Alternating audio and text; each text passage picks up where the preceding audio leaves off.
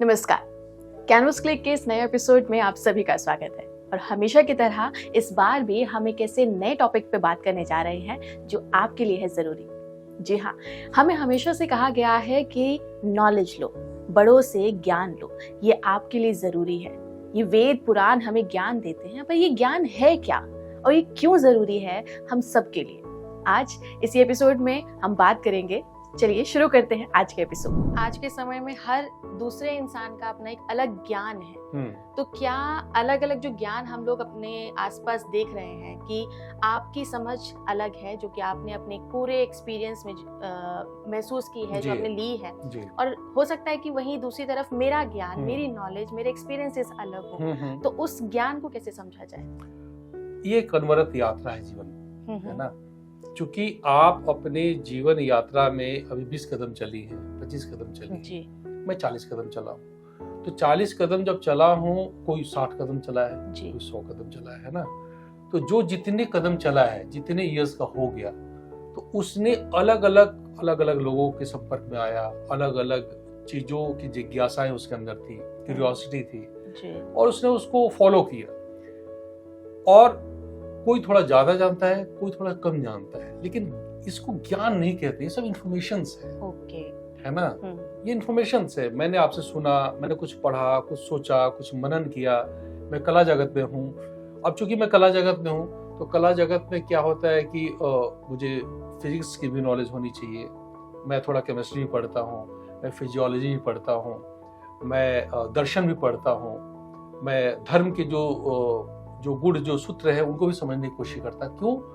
क्योंकि कला जगत एक ऐसा जीवन का आयाम है जो एक बहुत बड़ी परिधि खींचता है। क्योंकि वो सिर्फ एक प्रॉब्लम की बात नहीं करता है, उसकी मूल चेतना में, उसके लक्ष्य में जीवन की सुंदरता है। तो मैं सुंदरता कैसे प्रकट करूंगा जब तक मेरे अंदर पूरा ज्ञान ना हो। जब मैं सब चीज जानूंगा तभी मैं कुछ बेहतर क्रिएट करूँ। जब मुझे पता हो कि ये चीजें बनाई जा चुकी है, तभी तो कुछ मैं नया बनाऊंगा।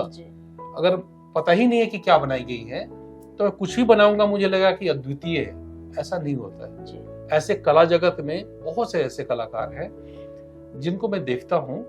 अब कला करना एक अभ्यास है, एक शिल्प है, वो कर रहे हैं, सुंदर बात है कि जीवन के सुंदर पक्ष के साथ है वो।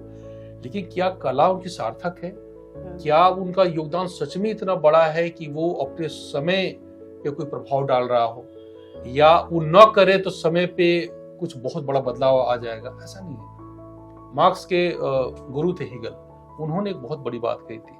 उन्होंने कहा था कि आप कलाकार हैं या कला कर्म कर रहे हैं, कुछ भी कर रहे हैं, तो क्या आपका जो कर्म है ना, जो कलात्मक जो अभिव्यक्ति है, अगर वो अपने समय और परिवेश पे कोई प्रभाव नहीं डाल रही है, तो न करना ज्यादा बेहतर है। मतलब ऐसा भी है कि अगर आप कुछ कर रहे हैं और उसका कोई असर ही नहीं पड़ रहा है, फिर वो असर नकारात्मक सकारात्मक कुछ भी हो तो चलेगा?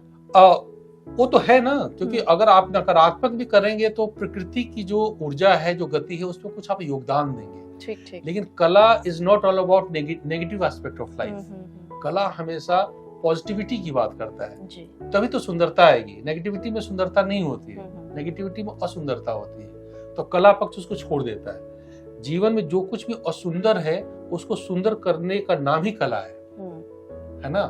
तो इसीलिए व्यवहारिक जगत में जब हम ज्ञान की बात करते हैं, नॉलेज की बात करते हैं, तो वो इंफॉर्मेशन सेंट्रिक ज्यादा है, जिसको ठीक से हम नॉलेज कहते हैं।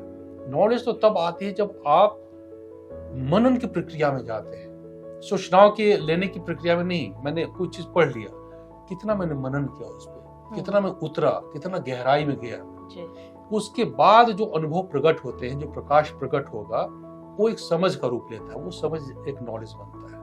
इसीलिए कहते हैं कि 1000 जिज्ञासाएं जब होती हैं, तब एक प्रश्न बनता है। हर चीज जो आप पूछ रहे, प्रश्न नहीं है जी। कुछ कौतूहल है जी। बच्चे कौतूहल करते हैं, ये क्यों है, वो क्यों है ना।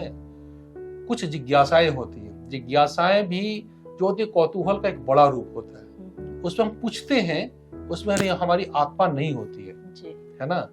लेकिन जब बहुत सारी जिज्ञासाएं जब आपके पास इकट्ठा होती है, तब वो एक प्रश्न का रूप लेती है। जिसको हम स्पिरिचुअल नॉलेज कहते हैं, वो ऐसी नॉलेज है जो साधना के तल से आती है। जब ऋषि मुनि जब अपने अंतर जगत में जाते हैं साधना से, वो भी एक टेक्नोलॉजी है, और तब जो ज्ञान को उन्होंने ढूंढा नहीं, ज्ञान प्रकाश के रूप में प्रकट हुआ उनके सामने। तब उनको पता चला कि ये है ना, ये जीवन का ये आयाम है।